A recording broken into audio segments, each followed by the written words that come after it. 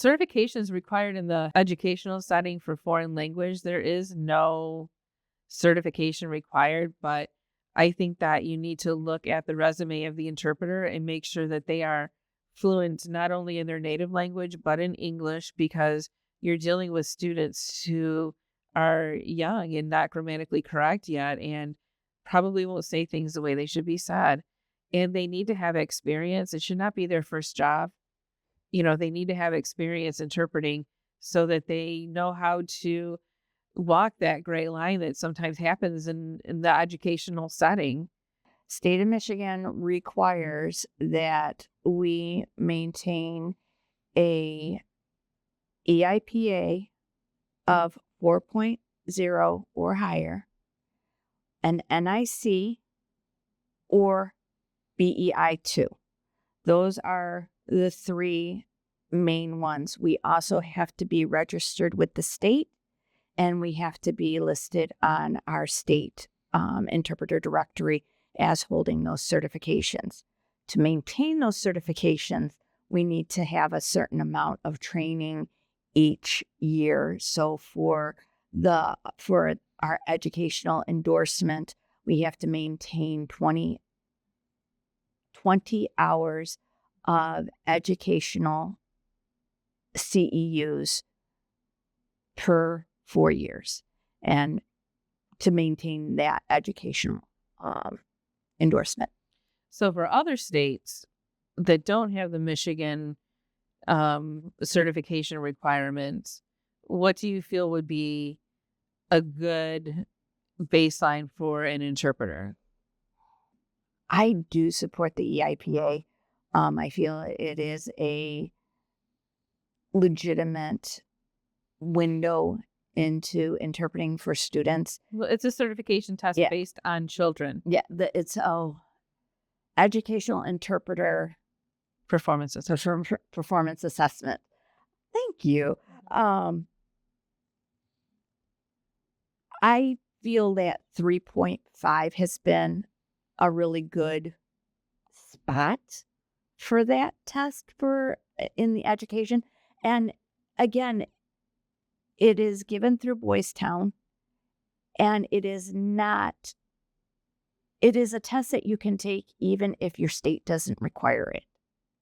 So it is something that, as an educational interpreter within the working with deaf students, if you want to have, you can have that test, take that test.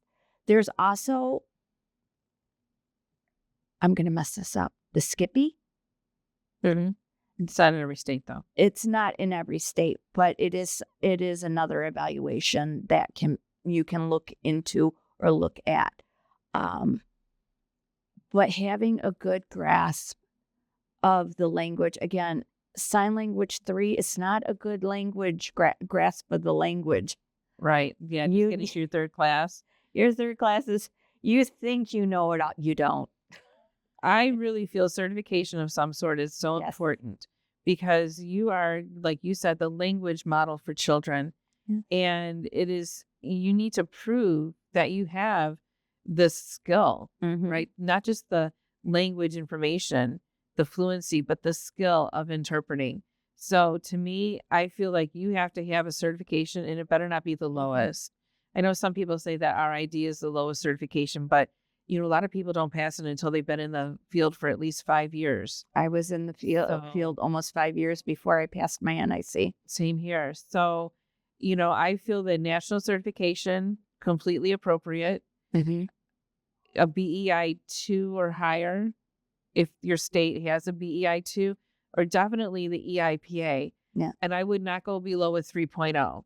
I think that 3.5 is usually, if a state has that requirement, 3.5 is the most common requirement in those states. So 3.5 is good. And because you're only going to improve in a year, like a 10th.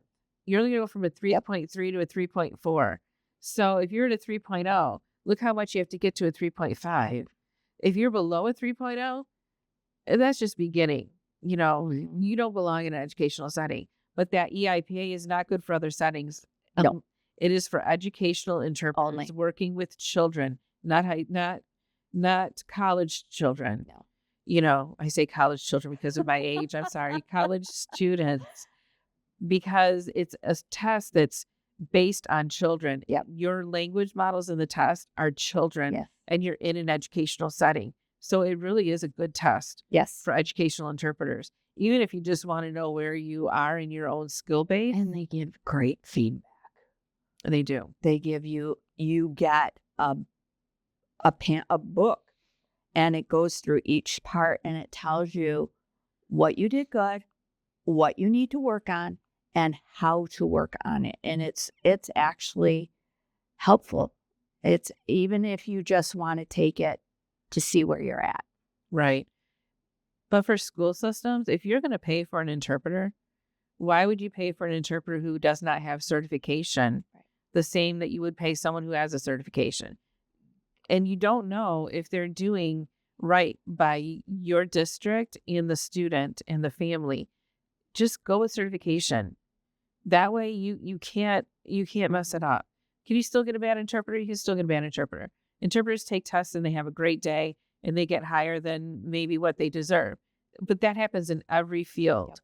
So then you weed out the bad interpreters. But at least if you start with saying they need to have a certification, that at least gets you partway there. I feel like it gets you halfway there. Yes.